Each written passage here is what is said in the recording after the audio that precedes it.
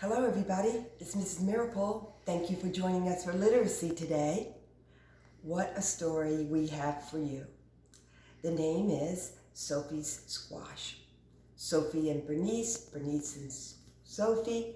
You'll soon find out who is the little girl and who is the squash.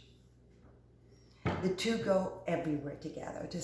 They go to story time at the library, they visit friends at the farmer's market, and they practice somersaults in the garden. The only problem, Bernice is a squash, a butternut squash that she bought with her family at the market.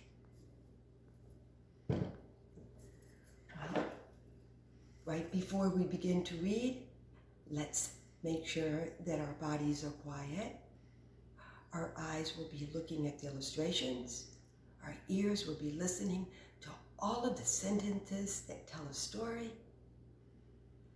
Our hands are quiet, our feet are quiet, our brains are thinking, but most of all, our hearts are caring about our family and friends in your wonderful schools. Let's get started.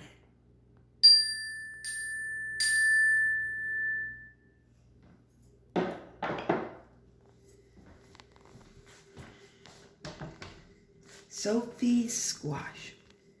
So here's Sophie, and that's Bernice. It was written by Pat Seelote Miller and Ann Wilsdorf. We can tell that it's fall because of all the beautiful leaves. Here's our title page, and there's Sophie, and there's Bernice. One bright fall day, Sophie chose a squash at the farmer's market. Her parents planned to serve it for supper, but Sophie had other ideas. There's all different kinds of squashes, but she chose the butternut squash. It was just the right size to hold in her arms, just the right size to bounce on her knee, just the right size to love. "I'm glad we met," Sophie whispered. "Good friends are hard to find." At home, Sophie used markers to give her squash a face. Then she wrapped it in a blanket and rocked it to sleep. When it was time to make supper, Sophie's mother looked at the squash. She looked at Sophie. "I'll call her Bernice," Sophie said. "And I'll call for a pizza," said her mother. After that, Bernice went everywhere with Sophie. To story time at the library, to visit other squash at the farmer's market, to practice somersault near the garden outside. Every night, Sophie gave Bernice a bottle, a hug, and a kiss. "Well, we did hope she'd love vegetables," Sophie's mother told her father. "Shh," Sophie said. "Bernice is sleeping." Look at all the illustrations that Sophie made of Bernice. She loved her Bernice. "Sweet pea," Sophie's mother said one morning as they made blueberry waffles, "Bernice is a squash, not a friend. If we don't eat her soon, she'll get mushy and gross. Let's bake her with marshmallows. Won't that taste yummy?" "Don't listen, Bernice," Sophie cried while she covered her ears. That afternoon, Sophie's father took her shopping. "Sugar beet," he said, "Bernice is a squash. Why don't you pick a nice toy to play with instead?" But the trucks were too hard, and the dolls were too soft. Sophie clutched Bernice tightly. "No thanks," she said. "I have everything I need." And off they go. After supper, Sophie's parents called a family meeting. Bernice napped in Sophie's lap. "Why don't we donate Bernice to the food pantry before she rots?" her father suggested. Sophie shook her head. "Bernice will last forever. Bernice seems a little blotchy, said Sophie's dad on the way to the library one day. She looks perfect to me, Sophie replied. At story time, some kids pointed and stared. What's that spotty thing? A boy asked. Oh, her name is Bernice, and she's a squash, Sophie said, with freckles. Maybe Bernice should stay home next time, Sophie's mom suggested. Why? Sophie asked. She wasn't the one being rude. Still, as winter neared, Sophie noticed changes. Bernice seemed softer, and her somersaults lacked their usual style. Visiting friends will cheer you up, Sophie said. At the farmer's market, squash was everywhere. Firm, shiny squash. What keeps the squash healthy? Sophie asked the farmer. Oh, it's simple, really, he said. Fresh air, good clean dirt, a little love. Well, Sophie thought, I have all that.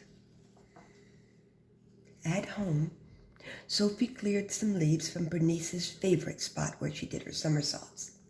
She made a bed of soft soil, tucked Bernice in, and kissed her goodnight. Get better soon, she whispered. That night, while Sophie slept, the wind whistled and tiny snowflakes fell. When she awoke, the world was covered in white. Do you think Bernice is cold out there? Sophie asked her mother. I'm sure she's warm and cozy under her snow blanket, her mother replied. Sophie gazed out the window all morning. She was still there in the afternoon when her father came home with a surprise. You need a friend, he said. Meet Ace. Ace was nice, but boring. He just swam around and around in a bowl. But during the long winter, Sophie discovered that Ace was a superb silent reader who did fabulous flip-flops, and he always listened politely when she talked about Bernice. See the speech bubble and thought bubbles up here? Bernice was great at keeping secrets. When the snow finally melted, Sophie rushed into the garden. The only thing there was a small green sprout. It looked strangely familiar. Bernice, Sophie said, how was your winter? After that, Sophie, Ace, and Bernice ate lunch together every day. One bright summer, Sophie somersaulted across the yard, landed by a garden, and stared in disbelief. Look at all those amazing leaves.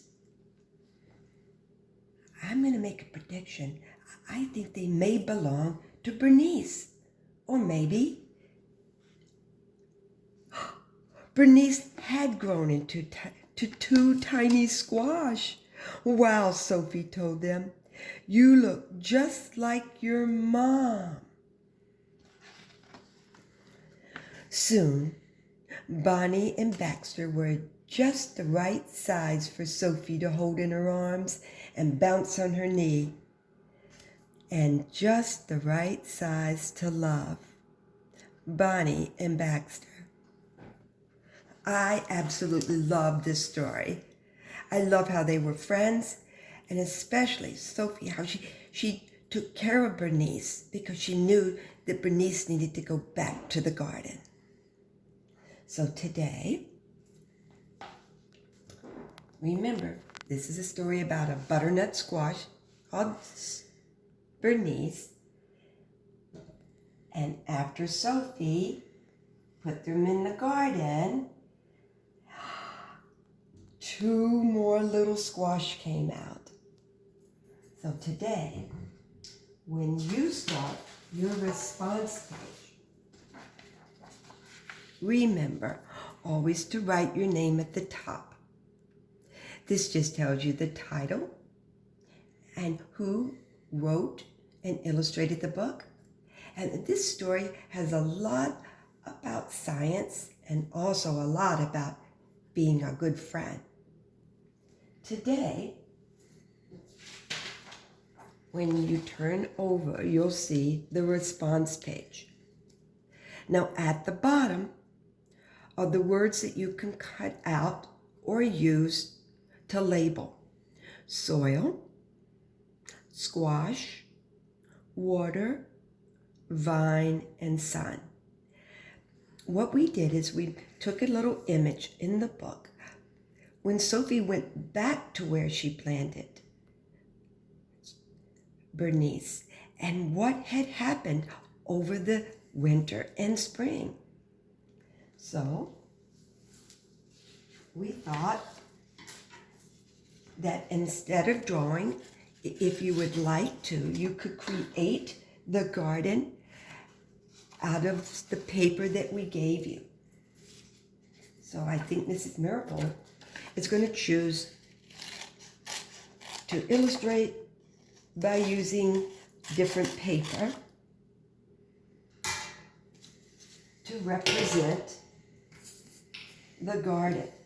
Now I remember that the farmer at the farmer's market said how important it was that Bernice was put into the soil. He used the word dirt, but I'll use the word soil, because all plant life that's growing needs lots of good, rich soil. And Sophie made sure that Bernice would have that. After Bernice began to grow, she had some leaves that were coming out of the soil so that all of the little butternut squashes could begin to grow. It doesn't matter how you design your vines and your leaves. I'm just doing the best that I can do. So I'm going to tuck the vines in, just like Sophie made sure Bernice was under the soil so that she could begin to grow again. So here are all my leaves in the garden, tucked under the soil. I'll add one more. She is really happy growing there. Now I know before more butternut squash begin to grow, we need other things like the sun. So I'm going to use my crayons and draw a sun. And of course, we need rain. So I'm going to put my favorite cloud that I told you about, the cumulus, and sometimes it'll drop some rain that goes back into the soil. And of course, there's lots of air moving outside. So we had asked you to label. So feel free if you want to cut these out and put them where they belong. But Mrs. Meropol likes to write, so I'm going to write soil. I'm going to check it off to make sure that I labeled it. And some water.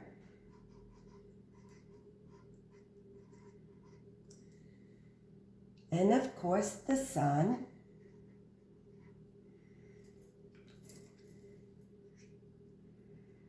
And this is my vine.